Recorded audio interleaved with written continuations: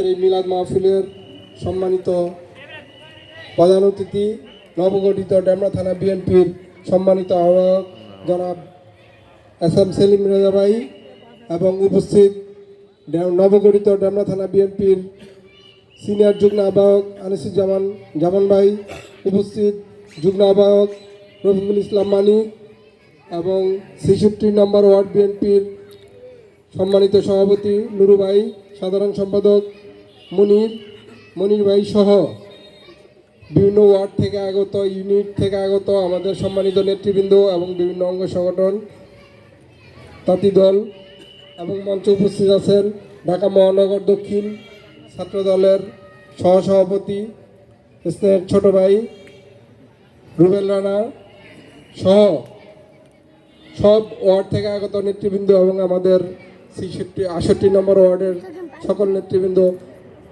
আসসালামু আলাইকুম। আমরা আসলে আজকে অত্যন্ত দুঃখ ভারাক্রান্ত হৃদয় নিয়ে আমাদের দেশ নেত্রী, আমাদের মা, আমরা যারা বিএনপির রাজনীতি করি, আমাদের আসলে আবেগ অনুভূতির জায়গা, শুধু আমাদের না 18 কোটি মানুষের আবেগ অনুভূতির জায়গা দেশ নেত্রী বেগম খালেদা জিয়া। আপনারা দেখেছেন কালকে দেশের সর্ববৃহৎ একটি ওলামা সারসিনা শরীফে যে মিলাদ মাহফিলের আয়োজন করেছে, লক্ষ লক্ষ লোক দেশ নেত্রী বেগম খালেদা জিয়ার জন্য, তা ওনার রোগ মুক্তির জন্য দোয়া করেছে।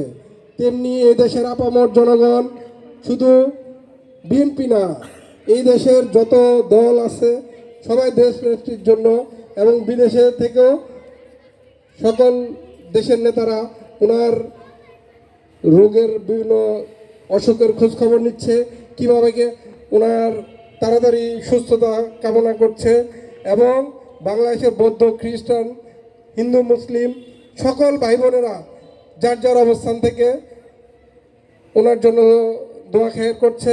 তাই আমাদের আমাদের দায়িত্ব, নৈতিক দায়িত্ব, এই দেশ নেত্রী বেগম খালেদা জিয়ার সাথে যারা কথা বলেছে।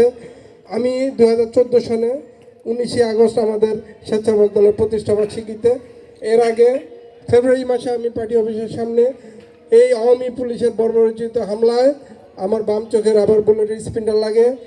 তখন আমাদের প্রতিষ্ঠাবার্ষিকীতে দেশনেত্রী বেগম খালেদা জিয়ার সাথে যখন কথা বলার সুযোগ হয়েছিল, উনি বলেছে একটু ধৈর্য ধরো, ইনশাল্লাহ দল যদি ক্ষমতা আসে আমরা দেশের বাইরে নিয়ে তোমাকে চিকিৎসা করব। আমাদের সেই নেত্রীকে এই আওয়ামী দুঃশাসন কারারুদ্ধ করে রেখেছিল, আজকে ওনাকে চিকিৎসা করতে দেয় নাই। এই নেত্রী যদি সুসময়ে বা সঠিক সময় সঠিক চিকিৎসা পেত, হয়তো আজকে ওনার স্বাস্থ্যের এত অবনতি হইতো না, উনি হয়তো ভালো থাকতে পারত। আমরা চাই আল্লাহ এই দেশের 18 কোটি মানুষের দোয়া কবুল করুক, ওনাকে সুস্থ এবং সুন্দরভাবে। আপনারা দেখেছেন বিভিন্ন দলের নেতৃবৃন্দরা বলেছে আজকে এই দলের ক্রান্তি লগ্নে দেশনেত্রী বেগম খালেদা জিয়াকে একজন অভিভাবক হিসাবে খুব প্রয়োজন। কারণ এমন কোনো লোক নাই যার কথা সবাই মানবে, কিন্তু দেশনেত্রী বেগম খালেদা জিয়া যদি একটা যে কোনো দলের নেতাকে বলে, একটা আশ্বাস দেয়, আমার বিশ্বাস এবং এই দেশের সকল মানুষের বিশ্বাস যে ওনার কথা সবাই মেনে নিবে এবং ওনার কথার উপর আস্থা আছে। কারণ উনি হলো আপসীন নেত্রী, উনি কোনো কিছুর সাথে গণতন্ত্রের স্বার্থে, এদেশের মানুষের স্বার্থে কারোর সাথে আপোষ করে নাই, স্বৈরাচারের সাথে আপোষ করে নাই।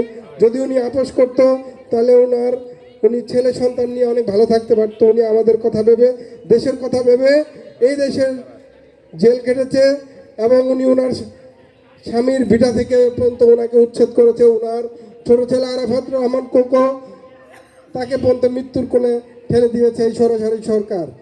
সুতরাং আপনাদের কাছে অনুরোধ, আপনারা যার যার অবস্থান থেকে দেশনেত্রী বেগম খালেদা জিয়ার জন্য আপ্রাণ দোয়া করবেন। নামাজ পড়ে আপনারা যারা মুরব্বীরা আছেন এবং এলাকার জনগণ আছেন সবাই দোয়া করবেন আল্লাহ যাতে আমাদের নেত্রীকে সুস্থ সুভাবে এই চিকিৎসার মাধ্যমে আমাদের মাঝে ফিরিয়ে দেয়। আজকের এই জন্য এই দোয়ার আয়োজন। আমি এ বলে আমার বক্তব্য শেষ করছি। সবাইকে আবারও দেশনেত্রীর জন্য সবার কাছে দোয়ার আবেদন করে আমি আমার বক্তব্য শেষ করছি। আসসালামু আলাইকুম। প্রিয় উপস্থিতি,